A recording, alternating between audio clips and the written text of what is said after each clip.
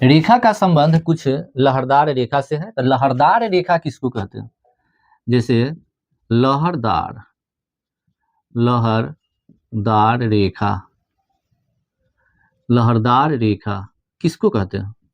जैसे में नंबर 1 में जिसको हम कहते हैं क्षैतिज रेखा, क्षैतिज क्षैतिज रेखा, क्षैतिज रेखा को हम हॉरिजॉन्टल बोलते हैं, हॉरिजॉन्टल लाइन, हॉरिजॉन्टल लाइन। क्षैतिज रेखा किसको कहते हैं? यानी बाएं से दाएं, बाएं से दाएं की ओर खींचे जाने वाली सभी रेखाएं क्षैतिज रेखा कहलाती है। बाएं से दाएं की ओर खींचे जाने वाली ये सब रेखा जो है, ये सभी रेखाएं क्षैतिज रेखा में, यानी बाएं से दाएं की ओर जो लाइन खींचा जाता है उस सभी लाइन को हम क्षैतिज रेखा कहते हैं, क्षैतिज पंक्ति भी कहते हैं। दूसरा है जैसे उदग्र रेखा, उदग्र रेखा या ऊर्ध्वाधर रेखा, उदग्र रेखा या ऊर्ध्वाधर रेखा, ऊर्ध्वाधर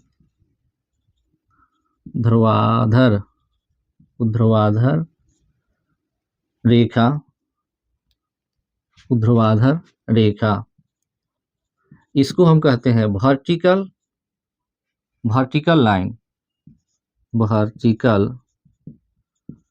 वर्टिकल लाइन कहते हैं इसको।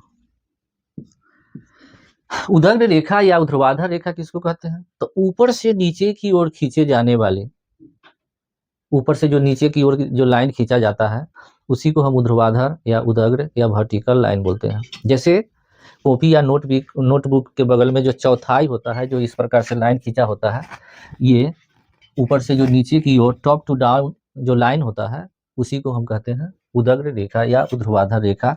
माने उसका इस प्रकार से लाइनिंग होता है, इस प्रकार से ऊपर से नीचे की ओर टॉप टू डाउन, इसको कहते हैं ऊर्ध्वाधर रेखा। तीसरा समांतर रेखा, समांतर रेखा,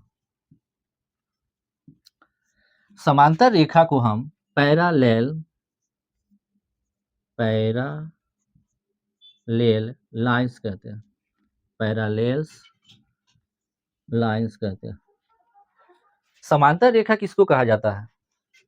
जैसे कहा जाता है कि वैसे दो रेखाएं जो वैसे दो रेखाएं जिनके बीच की दूरी समान हो और वो आपस में कहीं मिले नहीं, कटे नहीं, तो ऐसी रेखाओं को समांतर रेखा कहते हैं। जैसे उदाहरण के लिए रेल की पटरी, तो रेल की पटरी जो होता है वह समांतर रेखा में होता है और दोनों पटरी आपस में कहीं नहीं मिल सकती है कि नहीं?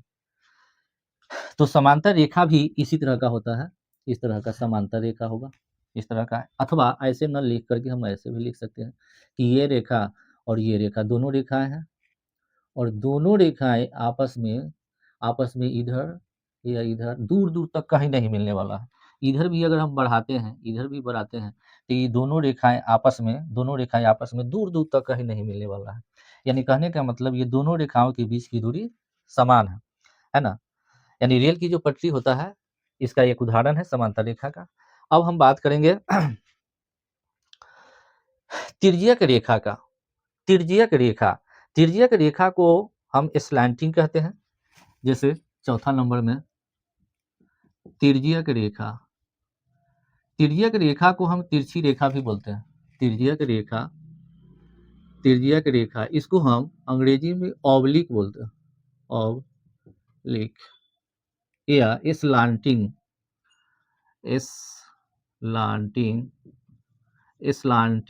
लाइन बोलते हैं।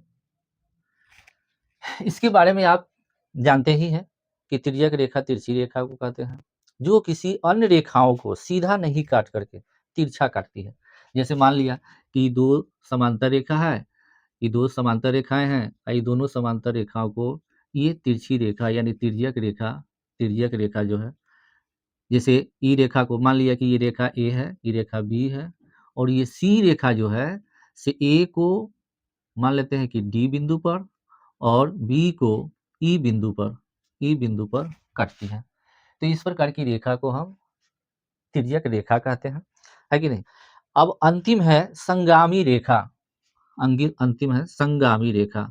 संगामी संगामी रेखा संगामी रेखा संगामी रेखा को हम कनकॉर्डेक्ट लाइन बोलते हैं।